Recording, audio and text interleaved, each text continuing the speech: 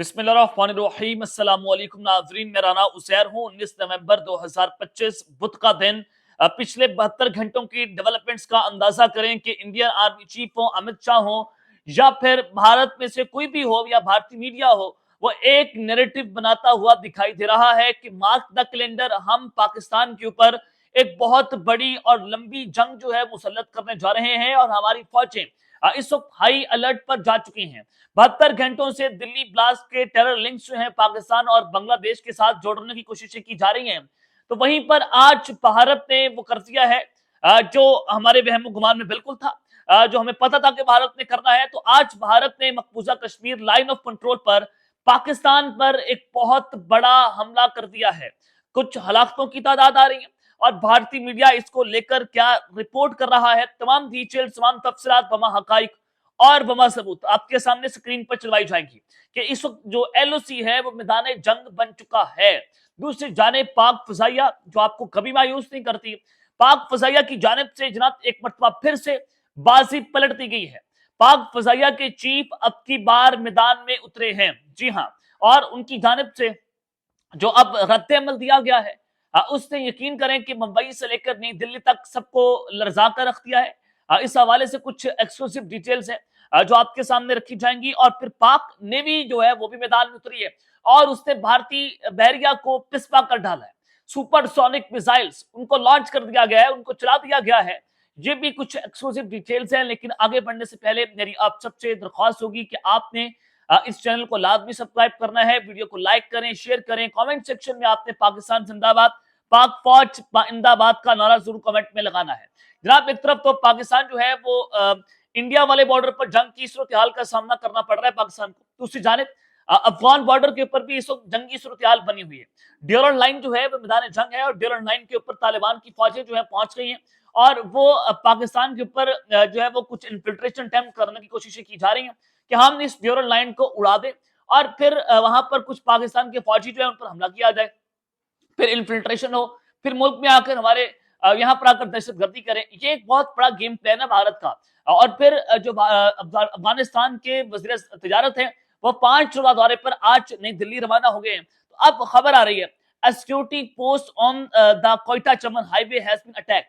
अब ये चमन बॉर्डर, कोयटा चमन, वहां पर सिक्योरिटी पोस्ट जो है उसको ये अटैक किया गया है, उस पर हमला किया गया है और चेक पॉइंट का जो इंचार्ज है वो वहां पर मारा गया है। अटैकर्स ने उनको शहीद कर दिया है। जो उस सारे मामलात को, उस सारी फ्ली को जो है मैनेज कर रहा था। तो ये बड़ी खतरनाक किस्म की सिचुएशन बनती हुई दिखाई दे रही है कि जब जब अफगानिस्तान का कोई भी मिनिस्टर जो है भारत जाता है, पाकिस्तान के ऊपर एक हमला किया जाता है। और इसी तरह से पहले फॉरेन मिनिस्टर जो है अफगानिस्तान के, इंडिया के, पाकिस्तान और अफगानिस्तान की जंग छिड़ गई।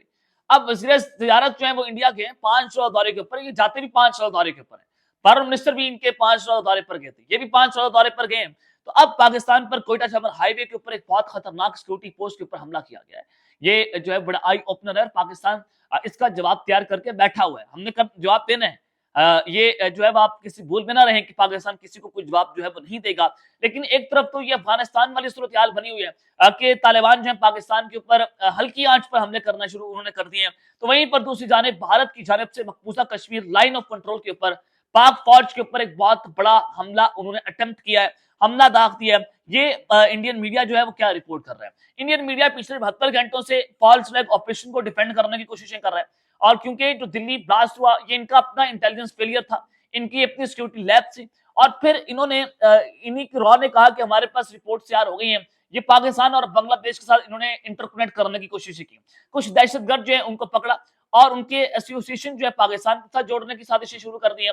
जैसे पहलगाम वाकया हुआ, दुनिया को सबूत तो नहीं दिए, लेकिन इनकी अपनी इंटेलिजेंस ये कह रही थी कि पाकिस्तान ने करवा दिया। अब ये इसका आप अंदाजा लगा सकते हैं कि भारतीय मीडिया जो है वो किस कदर इंटेलेक्चुअल बदयानती कर रहा है। तो अब खबर आ रही है कि इन्फिल्ट्रेशन बिड फॉइल्ड इन यूआरआई, ये मकबूजा कश्मीर का एलओसी का इलाका है। यूआरआई जो कि जिला बनता है ये बारामूला और मकबूजा कश्मीर की रियासत है जो कि एलओसी के बिल्कुल करीब वाक़ है और श्रीनगर से तकरीबन ये 100 किलोमीटर है।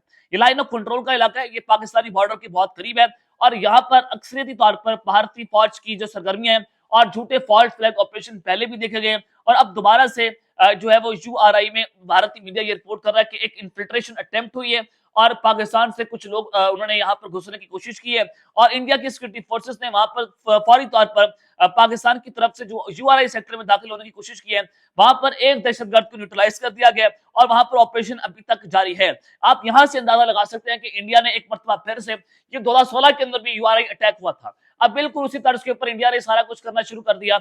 और 2 दिन पहले बाबा बिलाल इस्लामी अकाउंट, जो रॉ का अकाउंट है, वो भी ये कह रहा था कि पाकिस्तान इन्फिल्ट्रेशन अटेम्प्ट करेगा वादी नीलम, वादी लीपा और पूंछ सेक्टर के अंदर, और फिर हम उसको नाकाम करने की कोशिशें कर रहे हैं। और फिर अब उसके 2 दिन के बाद ये दोबारा से इन्फिल्ट्रेशन अटेम्प्ट की कोशिश बनाकर इन्होंने कहा कि देखें जी, हमने मार दिया, पाकिस्तान से कुछ लोग जो है उन्होंने दाखिल होने की कोशिश की। तो ये सूरत हाल आप सबके सामने है कि इस भारतीय फौज जो है वो कितनी फ्रस्ट्रेशन का शिकार है, कितनी डेस्परेट है। कभी अपनी फौजी गिरफ्तार करके ये लोग कहते हैं कि देखें जी, ये जो फौजी हैं पाकिस्तान की इंटेलिजेंस एजेंसीज के साथ राब्ते में थे और यहाँ की जो इंटेलिजेंस इंफॉर्मेशन है वो उनको प्रोवाइड कर रहे थे।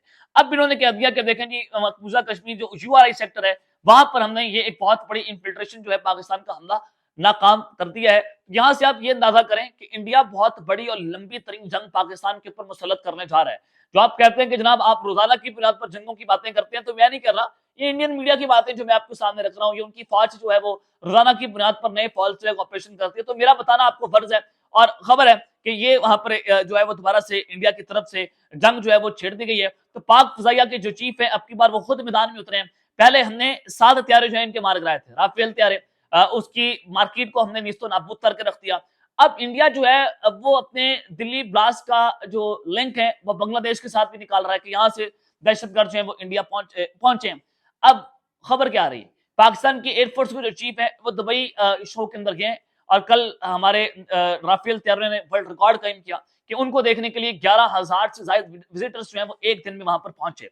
अब हमारे सिद्धू साहब जो है उनकी मीटिंग होने जा रही है बांग्लादेश की एयरफोर्स चीफ के साथ पहली मर्तबा, और ये जो मीटिंग है ये अंडरवे और अब तक की सबसे बड़ी और सबसे अहम तरीन मुलाकात इसको कहा जा रहा है कि दोनों ममालिक के जो एयर चीफ हैं वो आपस में उनकी मुलाकात होने जा रही है। और जब भारतीय फौज ने अपने तमाम तर फौजी, अपनी तमाम तर डिप्लॉयमेंट 22 लड़का हथियारे, हैवी आर्टिलरी, ड्रोन, मिसाइल्स में बांग्लादेश के बॉर्डर पर लाकर खड़े कर दिए हैं।